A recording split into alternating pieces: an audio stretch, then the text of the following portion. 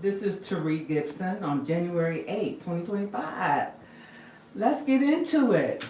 This morning, I would like to talk about what made me decide to go into stenography when I was in high school. Because you know what? That's when my journey began. My journey began when I was in high school. You see, my original idea was to become a nurse. That's what I wanted to become. But when I was in high school, they had these tests you had to take, and I guess I didn't score high enough, so they said, well, you cannot become a nurse, which is kind of unfortunate because I believe I would have been a wonderful nurse. I would have been a good nurse.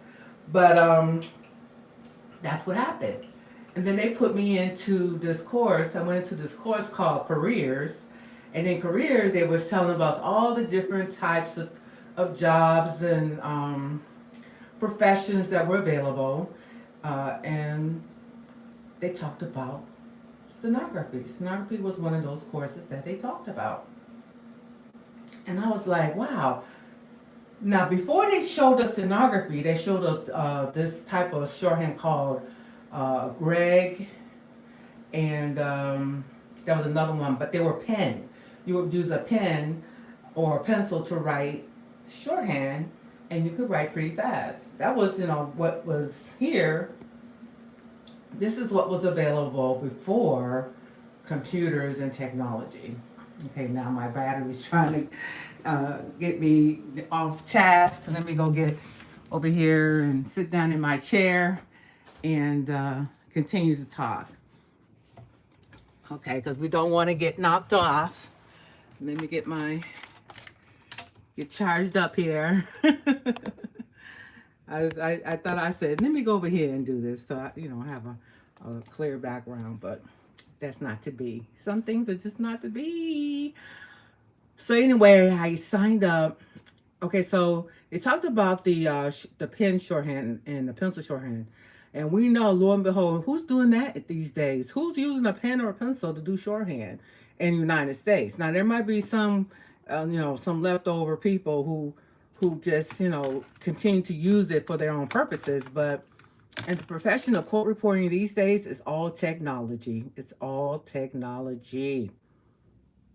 So when they introduced us into stenography, they showed us the keyboard. Now I'm gonna get my what I'll do is I'll get my program up and show you the keyboard on my computer, because I think that would be nice for you guys to see what I'm talking about here when we talk about the keyboard. And my steno machine, let me show you that right quick, because people got to know what are the tools that we're using, right? So when I talk about the steno machine, I'll show you. I show this in every broadcast because, like, what is that? All right. So this is my steno machine, okay? And these are the keys. Now just remember what those keys look like. We got two banks. We got the final side. We call this the final side, and we call this the initial side. This is an asterisk key, and these are our vowel keys, okay? So just keep that in mind, okay, as we go to the program. All right, let me change this. So this is the Eclipse software that I use. And so talking about, when I was in high school, all right, I'm going to show you my dictionary. This is my dictionary, okay? And let me show you the keyboard. This is the keyboard. That's the keyboard. See the keyboard right here? That's the keyboard. Now, looking at that keyboard, anybody who knows the alphabets of the English language, right away when you see that keyboard, you're just like, wow, I know what that is. I know what that S, T, all these letters, I can recognize them. So when I saw this keyboard, I said to myself, it's like a light went off in my head. It's like, do this, do this, okay? When I saw that keyboard, the chart, it was a chart on the wall the teacher had. When I saw that, I was like, wow, I think I can do this. And I feel like it was a spiritual awakening that happened within myself that said, it was like God speaking to me, do this. And now 40 years later, I'm still doing this. Okay?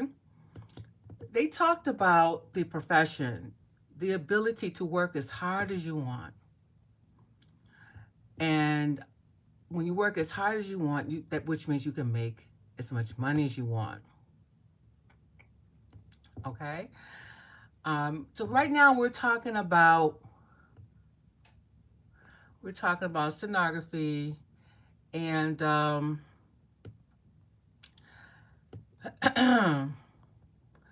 just want you guys to know we're talking about stenography. We're going to stay on task. If I see anyone who's asking about things that do not relate to stenography, I'm going to have to delete you or put you in the timeout or hide you on the channel. So I'll put you on the timeout, but when you come back in, please behave. We're adults here, hopefully. Okay? So those of you who, let me get back to my topic. As a young woman, when we're young, the hopes of a young woman is to get married and have children. Okay, that was my mindset. But I did want to work, okay, because I wanted to earn money to be able to take care of myself. I didn't want to stay at home. My mother's house was overcrowded. I wanted my independence. And when I saw stenography and the ability to work as hard as you wanted to make as much money as you wanted, no one can really hold you back. And this is something that you could do independently. And also, it was something that you can do where you could work at home, which, wow, I can work at home, have children, work at home, which I did, when I got married, had children, had 3 children, and I was able to work at home, which was good. I mean, that became a reality, right? And let's see, Jurassic Cash asks, what's that? So I think he's probably asking me, what is this machine here? And I'll just show it one more time. This is the steno machine that I use to work as a court reporter, also as a card provider, providing access to the deaf and hard of hearing community. Okay? That's my tool. That's my major tool that helps me create captions for the deaf and hard of hearing community when I go on jobs for that. Allows me to work in the courtroom, in the hearings and trials, things like that. Also, it allows me to work in a deposition room, in a conference room where attorneys come with the witness. I use that machine to capture the spoken word. The purpose of stenography is to create a verbatim record for legal proceedings. Okay? And so when I was in high school, that's when my journey began. When I understood that this skill could give me the independence that I wanted as a young woman, would give me the ability to make my own money, would give me the ability to work as a mother. That was all I needed to hear. And plus, looking at the letters and everything like that, I was like, yeah, I already know how to read that, so to speak. So I think I was 6 weeks late getting into that class because when I was in that careers course class, I was undeclared. Okay. My major for high school was undeclared. I was going to a vocational high school in Chicago, Illinois at the time. That's where I was, I was born and lived until I got married and moved to Massachusetts. This is where I live now, Massachusetts. So, I went into the class 6 weeks late. I got my book, I was practicing, and I surpassed a lot of people in that class because I was determined to learn this skill. I was excited, I was passionate, and I was getting it. I was getting it. And I surpassed everybody in the class. Some people were jealous, but I didn't let that bother me because I'm about trying to get my independence. I'm not going to let somebody else's ignorance stop me or their bullying tactics stop me. It was kind of like low-level bullying going on because of the fact of how well I was doing in the classroom. I did not let that stop me, okay? And I'm so glad I had that mindset of not allowing others to interfere with my dream of freedom and independence that the skill of stenography would give me. When I left high school, I had stenography. We're studying that in high school. The program was for 3 years. So from my sophomore year to my senior year, I was learning stenography, working on my machine, doing my homework, practicing. Even at one point, my teacher gave me a loaner steno machine. It was a manual loaner steno machine back in the day. It was really an old one.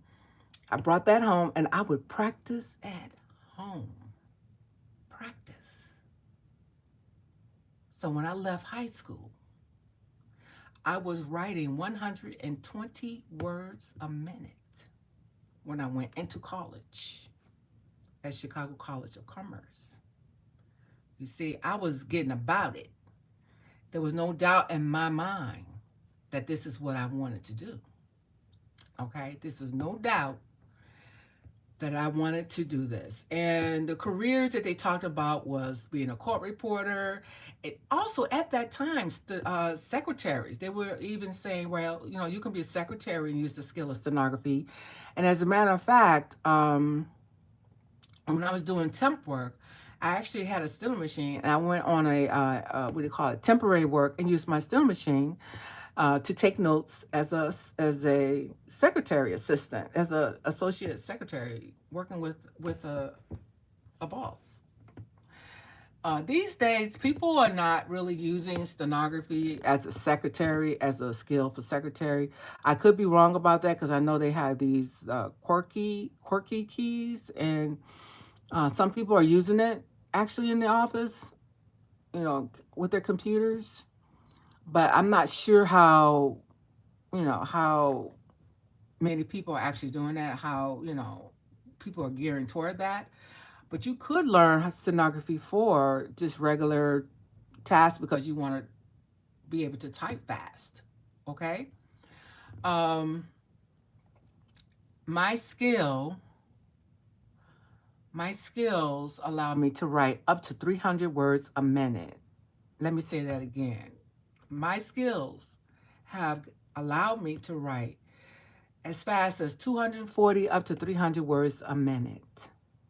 That's how good this skill is, which allows you to capture the spoken word, produce a verbatim transcript for legal proceedings. I love it, guys. Just love it. So if you have any questions about the field or you're thinking about getting into it, send me a comment. Read my description in the description. It shows you that I am an Eclipse trainer. This is the software that I use. And let me show you the software. This is actually the software right here. This is the keyboard. This is what you see when you're looking at the keyboard. These are the letters. And if you notice, there are not 28 keys here. But we do combine keys to represent letters, and we combine these keys to represent words and phrases, punctuation, symbols for people talking, all that good stuff. Okay? So if you're interested in becoming a stenographer, or if you want to work as a scopist, working with court reporters, I do train people to get into the court reporting professional field. Right now, in our time, artificial intelligence is everywhere. And young people are thinking, well, artificial intelligence is going to take over my job. But I beg to differ. You know, there's technology, things that they have done to improve our software to help us write better. But again, it's a skill. It's a skill that we learn. There's software that we use to produce these verbatim transcripts. We need workers to join us in this niche of court reporting. We need more court reporters using the skill of stenography. We need more workers working with court reporters as scopists, okay? And people might say, well, what is a scopist? Well, you know what? When I write on my steno machine and produce a draft transcript, it's a draft transcript, okay? I give this draft transcript to my scopist, who then edits. Now, I do have audio as a background, in the background as a backup. And the scopist uses the audio, listens to the audio as they're editing. So if I drop any words, they're able to put them in, okay? So we need people to become scopists, work with court reporters to help produce transcripts. We are lacking in help, okay? And a lot of people who get into this, they work from home. If you want to work from home, you can work from home being a scopist, working with a court reporter. The court reporter will send you the file and then you will edit. All you need is an editing station with the software. I do provide training for that. Look in my description below and check it out. I also have been talking about, and I have a playlist, Beyond Words, where I talk about active listening. You know, when I was in high school, I didn't know anything about active listening.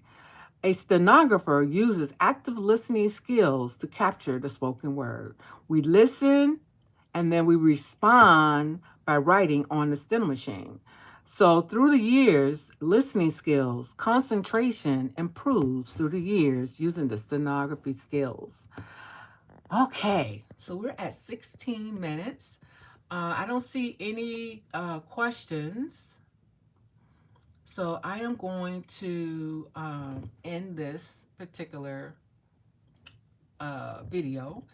And I may come back later if I have time. I feel up to it. I'm going to come back later on today, and we're going to continue to our series Beyond the Spoken Word.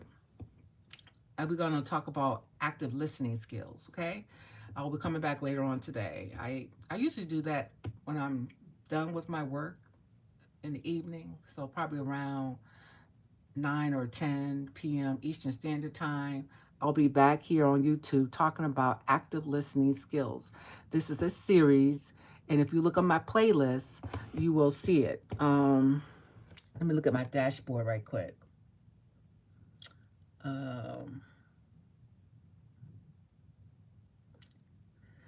Beyond Words, active listening skills for the court reporting professional. That's my playlist, okay? I am so enjoying talking about active listening skills. You know, as a trainer, when I train someone or if I teach someone, if I create a video, I'm teaching, but I'm also learning. It's reinforcing what I know. It's also expanding my knowledge because I'm researching and thinking about my experience and applying it to the topic. So I am enjoying presenting. So I'll be back later on this evening continuing our talk about active listening skills in the court reporting field for the court reporting professional. Thank you for showing up. Thank you for peeking. Those of you who just like to peek, thank you for coming. And do want to remind you, if you are interested about the court reporting field, we'd love to have you as a subscriber. Give me a thumbs up if the information was helpful to you. And I'll see you in the next video.